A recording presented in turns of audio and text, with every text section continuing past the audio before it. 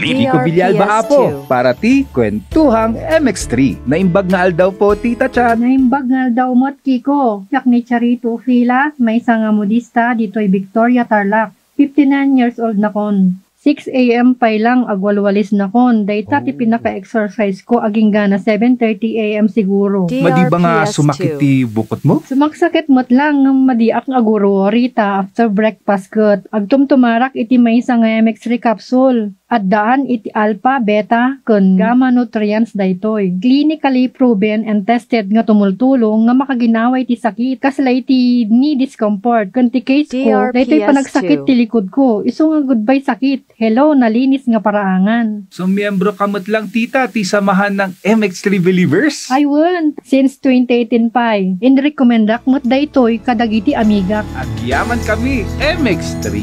Until next time, dito'y kwentuhang MX3.